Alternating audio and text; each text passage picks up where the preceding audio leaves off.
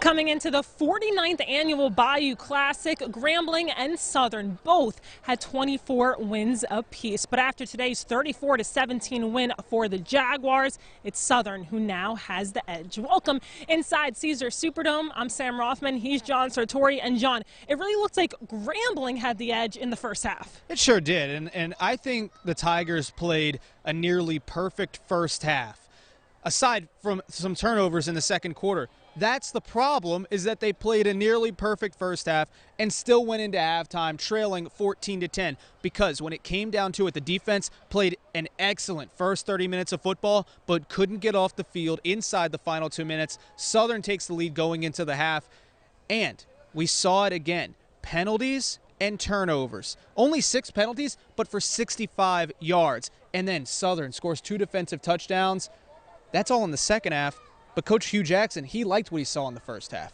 I thought we got after it. I thought we had a good plan. You know, like I said, if you go back and really look at it closely, there were some opportunities we had really early.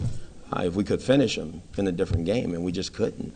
We've had the penalties, but the turnovers were, really magnifying. Twice the ball slips out of a quarterback's hand. That's just, I haven't seen that, but it happened. So we got to grow from it. We got to get better. We're not where we want to be. I think to a man, every coach on the staff, every player, we know this is not where we want to be. It's not where we're going to be. Now, John, we saw an up-and-down season last year, but then that Bayou Classic win last year kind of seemed like they rode that momentum into this season after an up-and-down year again, but a Bayou Classic loss. What do you think the outlook is heading into next year? Well, I think the big thing was Grambling fought, and it looked like in the first half, like I talked about, that they were in control. They were going to come out on top, and I think that is something to build upon. This final score is a lot more lopsided than it actually was. Grambling led 17-14 in the second half.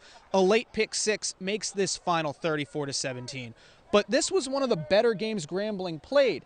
Now, obviously, Tiger fans aren't going to love hearing that one of their best games of the season was a 17-point loss, but this team finishes the year 2-2 in their Final Four. They get 2 home wins. That's the first step, getting good at home again. There are some positives. So many talented players are going to return next year. This is not a very big senior class. Southern has a huge senior class. And so I think that next year is really going to be the telling sign of what we're going to see from Grambling football, because they are going to be much more experienced, and so many of these talented players are back, especially Julian Calvez, the quarterback, who's got almost an entire full season as the starter under his belt, and then Lyndon Rash, the top wideout, and of course Maurice Washington, and we saw how good he can be. I think next year we're going to really start to see Grambling hit their potential under Hugh Jackson. Now, not only a Bayou Classic win for Southern, a division title, as well as a trip to the SWAC championship game where they'll take on undefeated Jackson State. Reporting here from the Superdome, I'm Sam Rothman. He's John Sartori. We'll see you next year.